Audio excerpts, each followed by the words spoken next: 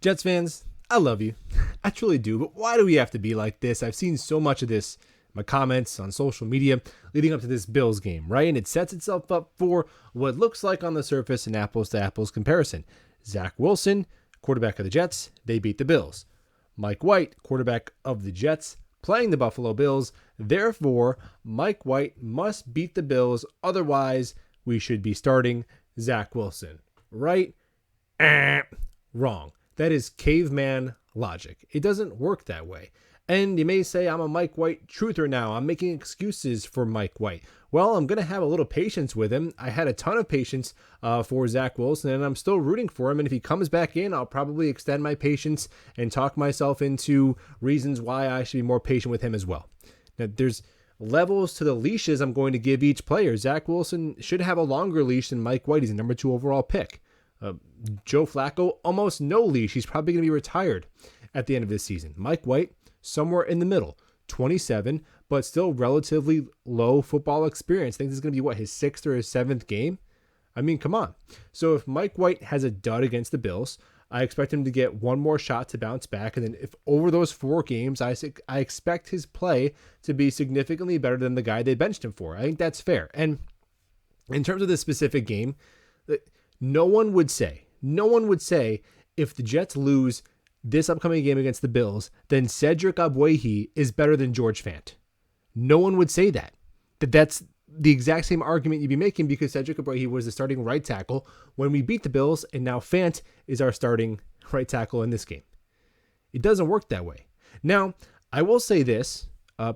Bills have some pieces back. Their defense will be better, but we got our guys back too. We have Fant back. We have Corey Davis back. Bam Knight has emerged as a legitimate running back. I expect Mike White in this offense to look pretty legitimate. Zach Wilson hung 20 points. Okay. Go score 20 points. Go move the football efficiently. Look like a functioning NFL quarterback. That is an expectation. If Mike White goes out there and looks like how he did last year against the Bills, that's a different story. That's a completely different story.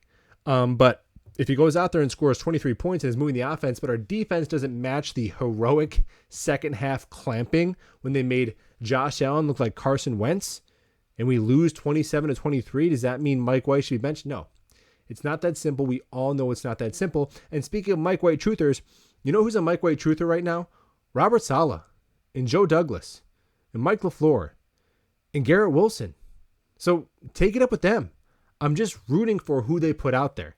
And I'm going to be slightly optimistic about a new guy until I have reason not to be. Just like I was with Zach Wilson. My videos about Zach Wilson all in the summer and the training camp and the early parts of the season are all still up on the channel. I was optimistic until I had evidence not to be. That's where I am with Mike White.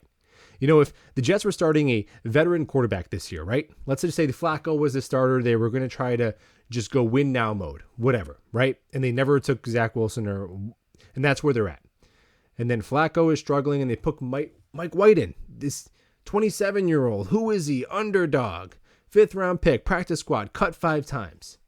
And he's coming out and he's playing like this. We're all rallying around him because it doesn't come with the sting of our number 2 overall pick being benched.